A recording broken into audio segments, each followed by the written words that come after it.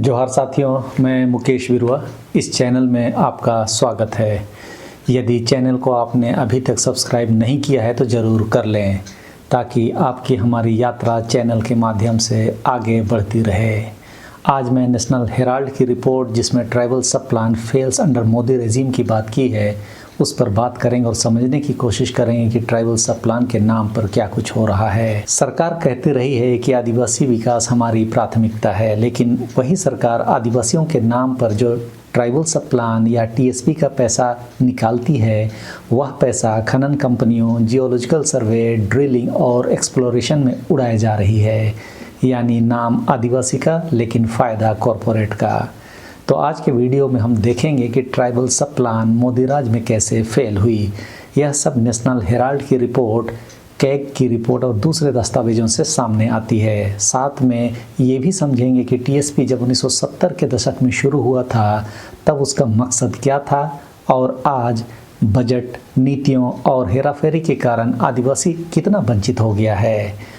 हमें यह समझने में थोड़ा भी कोई संकोच नहीं होगा कि ट्राइबल सब प्लान कागज़ पर आदिवासी की बात कहती है लेकिन ज़मीन पर कॉरपोरेट का हित साधने में लगा दी गई है। सबसे पहले समझते हैं कि ट्राइबल सब प्लान यानी टीएसपी है क्या। 1974-75 में भारत की 5वीं पंचवर्षीय योजना के समय प्लानिंग कमीशन ने पहली बार ये माना कि आम योजनाओं से आदिवासी समुदाय तक बराबर फ़ायदा नहीं पहुंच पा रहा है। इसके लिए एक खास तंत्र बनाया गया। स्पेशल कंपोनेंट प्लान यह एससी के लिए था और ट्राइबल सब प्लान जो एसटी के लिए। टीएसपी का बुनियादी सिद्धांत बहुत साफ था कि पहला तो यह कि हर मंत्रालय और हर राज्य को अपने बजट का उतना हिस्सा अलग से चिन्हित करना होगा जितना उस राज्य या देश में आदिवासी आबादी की हिस्सेदारी है। यानी अगर एसटी आबादी देश में 8.6% है तो कम से कम हर मंत्रालय इतना प्रतिशत पैसा तो उसके नाम की योजनाओं में ही होना चाहिए। दूसरा यह था कि यह पैसा दूसरे योजनाओं में हस्तांतरित नहीं किया जा सकता और लैप्स भी नहीं किया जाना चाहिए। मतलब किसी और काम में आप नहीं लगा सकते और यदि खर्च नहीं हुआ तो उसे लैप्स माना जाएगा, आप दोबारा इसे इस्तेमाल नहीं कर सकते। और तीसरा कि यह पैसा ऐसी योजनाओं में लगाना है जिसका सीधा और मापने लायक फ़ायदा आदिवासी समुदाय को मिले। सीधे तौर पर आदिवासियों के शिक्षा, स्वास्थ्य, जमीन, आजीविका, घर और पेयजल आदि में खर्च किए जाने थे। तो टीएसपी के बुनियादी सिद्धांत में यही 3 लक्ष्य निर्धारित थे। बाद में जब प्लानिंग कमीशन की जगह नीति आयोग बना तो टीएसपी को नई भाषा में शेड्यूल्ड ट्राइब कंपोनेंट यानी एसटीसी या डीएपीएसटी यानी development action plan for STs कहा जाने लगा। लेकिन मूल आइडिया वही था कि पैसा चिन्हित करने के बाद सीधा आदिवासियों तक पहुँचाओ।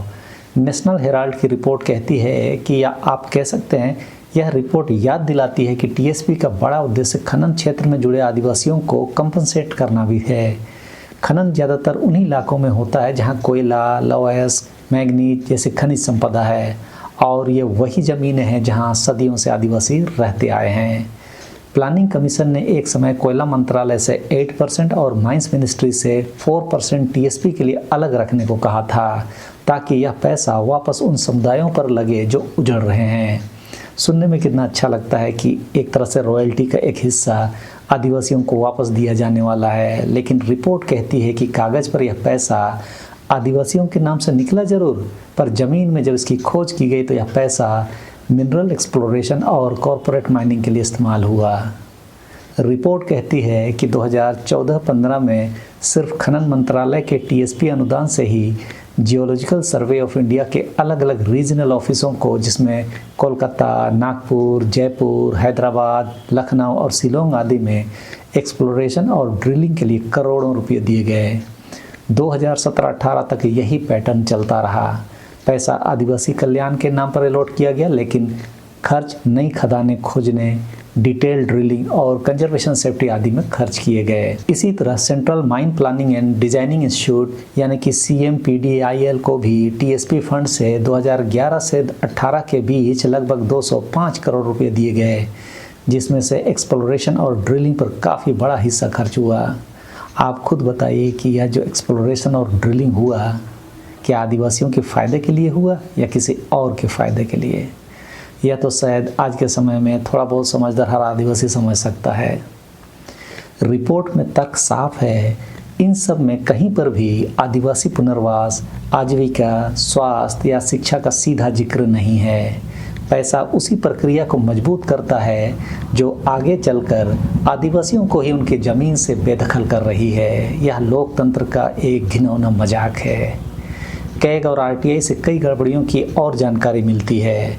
2015 की कैग रिपोर्ट कहती है कि कुछ मंत्रालयों ने टीएसपी का पैसा उन राज्यों को भेजा जहां 2011 की जनगणना के हिसाब से एसटी आबादी ही नहीं थी। आप समझ सकते हैं, ये भ्रष्टाचार नहीं तो और क्या है।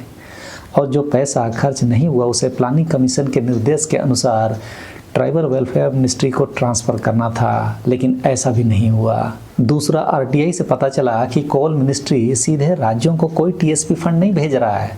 वह सारा पैसा सरकारी कोल कंपनीज को और सीएमपीडीआईएल के जरिए एक्सप्लोरेशन में चला जा रहा है। यानी कागज़ पर तो यह सब ट्राइबल सब प्लान है, लेकिन असल में यह माइनिंग सब प्लान बन गया है। ज़मीन से और ज़्यादा खनिज निकालने की तैयारी का प्लान और आदिवासियों को विस्थापित करने का प्लान। रिपोर्ट एक और उदाहरण देती है कि आदिवासियों के हथकरघा और बुनकरी से जुड़ा जो क्षेत्र है उसमें टेक्सटाइल मिनिस्ट्री के कुल बजट में टीएसपी का हिस्सा सिर्फ यानी कि लगभग 1.2% दिखाया गया, लेकिन दावा किया गया कि उससे ट्राइबल हैंडलूम को 6% से ज़्यादा योगदान मिला। जब आरटीआई से सूचना निकाली गई तो पता चला कि नेशनल हैंडलूम कॉरपोरेशन को टीएसपी से एक पैसा भी नहीं मिला। उल्टा नेशनल हैंडलूम कॉरपोरेशन को मिलने वाली कुल ग्रांट 2013-14 में करीब 62.27 करोड़ रुपए से गिरकर 2017-18 में सिर्फ 18.19 लाख रुपए रह गए, यानी लगभग जीरो के बराबर। सोचिए, सरकार भाषण में कहती है कि हम आदिवासियों के पारंपरिक उद्योग, कला इत्यादि को बढ़ावा देंगे, लेकिन टीएसपी के पैसों में उनका हिस्सा लगातार घटता चला जाता है। यही कारण है कि नेशनल हेराल्ड की यह रिपोर्ट हेडलाइन में कहती है कि मोदी सरकार के शासनकाल में आदिवासी उपयोजनाएं विफल रही है।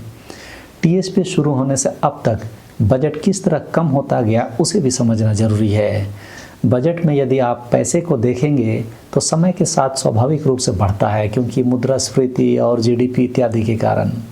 लेकिन हमें यह देखना जरूरी है कि उसमें टीएसपी या एसटीसी का हिस्सा परसेंटेज में कितना है, यानी आदिवासियों के लिए चिन्हित किया हुआ शेयर कितना है। सरकार अक्सर पहला आंकड़ा दिखाती है कि देखिए कितना ज़्यादा पैसा हमने लौट कर दिया, और ताली बटोरती है। लेकिन टीएसपी की असफलता कुछ दूसरी ही कहानी दिखाती है, क्योंकि उसकी हिस्सेदारी और उपयोग संदेह के घेरे में है। इसका शुरुआती सिद्धांत स्पष्ट था कि आबादी के अनुसार आदिवासियों को हिस्सा मिले। जब भी किसी विभाग में या मंत्रालय में बजट प्लान होता है तो आदिवासी की जनसंख्या के हिसाब से उतना हिस्सा चिन्हित करना होता है जितना कि आदिवासी आबादी है, यानी आज के दौर में राष्ट्रीय स्तर पर 8.6% के आसपास। लेकिन ग्राउंड पर जब हम देखते हैं, तेलंगाना का एक स्टडी है जो बताती है कि कानून के हिसाब से वहाँ पर 6.6% टीएसपी एलोकेशन होना चाहिए था, लेकिन असल औसत एलोकेशन सिर्फ 3.97% के आसपास रहा, यानी आधे से भी कम। इस पर कैग ने पाया कि कई सालों तक ना एलोकेशन पूरी हुई ना खर्च, और टीएसपी का पैसा बसों, जनरल इंफ्रास्ट्रक्चर और फॉरेस्ट रेंटल्स जैसे कामों में लगा दिया गया, जिसका कि सीधा लाभ आदिवासियों को नहीं गया। यानी शुरुआत में जो वादा था आबादी के अनुपात वाला हिस्सा वो पहले ही दशक से टूटने लगा था। तो कागज का यह बड़ा सिद्धांत जमीन पर एक छोटे हिस्से के रूप में रह गया। मौजूदा मोदी राज के समय में एसटीसी और डीएपीएसटी की स्थिति क्या हुई है इसे भी थोड़ा समझ लेते हैं। 2014 के बाद प्लानिंग कमीशन हटाकर नीति आयोग आया और टीएसपी को नए नाम शेड्यूल्ड ट्राइब कंपोनेंट या एसटीसी और development action plan for STs या डीएपीएसटी के तहत दिखाया जाने लगा। लोकसभा में 2024 के एक जवाब में सरकार ने दावा किया कि डीएपीएसटी फंड 2013-14 के 21,525 करोड़ रुपए से लगभग 5.5 गुना बढ़ा है, और ट्राइबल अफेयर्स मिनिस्ट्री का बजट भी 2015-16 के मुकाबले 2023-24 में लगभग 2.7 गुना बढ़ा है। यह भी सुनने में बहुत अच्छा लगता है, लेकिन सवाल है हिस्सेदारी और टारगेटिंग का। 2023-24 के यूनियन बजट में एसटी के लिए कुल आवंटन लगभग 1,19,510 करोड़ रुपए दिखाता है, जबकि केंद्र का कुल व्यय लगभग 45 लाख करोड़ से थोड़ा ज़्यादा है, यानी मोटा मोटी 2.6 से 2.7% के आसपास हिस्सा होता है, जबकि एसटी आबादी तो 8.6% है।